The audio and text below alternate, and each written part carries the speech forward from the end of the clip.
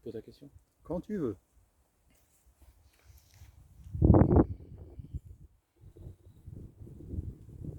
Dis-moi ce qui t'a décidé à vouloir faire des séminaires intensifs, à participer à un séminaire intensif. Bah, écoute, j'ai commencé à faire du yoga quand j'avais 13 ans et j'en ai fait comme ça pendant longtemps. J'ai été même marié avec une professeure de yoga.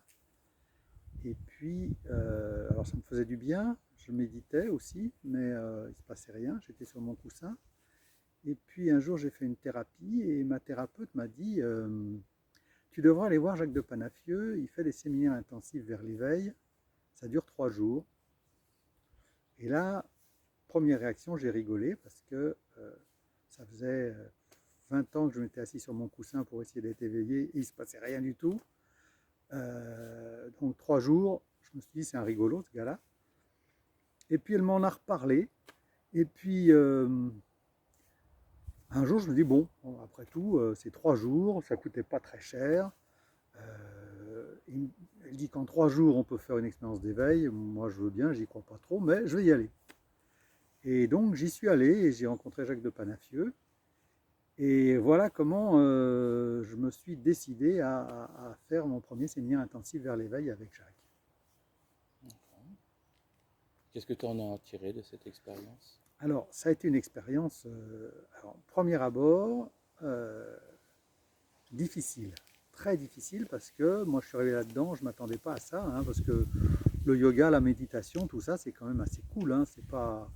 Et là, premier jour, réveil à 6h moins 20, dis-moi qui tu es, dis-moi qui tu es, une technique que je ne connaissais pas, et puis je dis bon, bah, je suis là, j'y vais, je fais.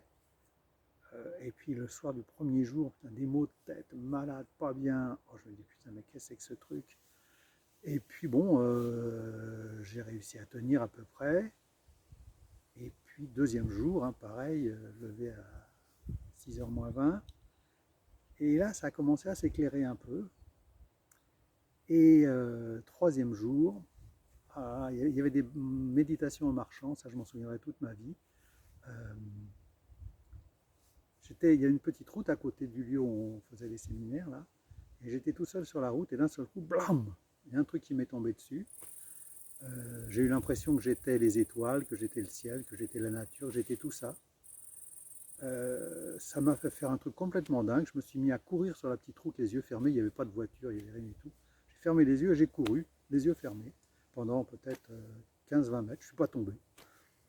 Et après ça, je voyais les fleurs et les feuilles des arbres comme si je les avais jamais vus en fait. Je les voyais mais dans leur intimité, dans leurs détails. Enfin, voilà, il y avait plein de choses comme ça qui se sont passées. C'était très fulgurant, ça a été, je ne sais pas combien de temps ça a duré, c'est peut-être 5-10 minutes, mais c'était pour moi un monde s'ouvrait. Le monde s'est ouvert. Voilà. Et c'est là que j'ai pris conscience que je faisais partie intégrante de ce monde depuis toujours et à jamais. Et comme je fais partie intégrante de ce monde depuis toujours et à jamais, euh, ben en fait la mort ça n'a plus beaucoup de sens pour moi depuis ce jour-là. Alors après ça a changé des choses dans ma vie, c'est-à-dire que bah oui, le monde dans lequel je vivais n'était plus vraiment adapté à ce changement de paradigme que j'avais vécu.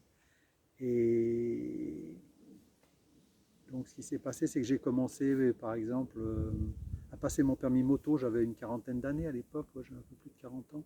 J'ai passé mon permis moto. Je me suis acheté une grosse cylindrée, pas possible, italienne, qui faisait beaucoup de bruit, qui accélérait comme une malade. Et puis, après, j'ai divorcé. J'ai divorcé et puis voilà. Puis j'ai trouvé d'autres copines et puis voilà. Et puis j'ai retrouvé une autre femme. Et voilà, et après ce que je voulais, c'était effectivement, j'en ai fait d'autres, des séminaires intensifs.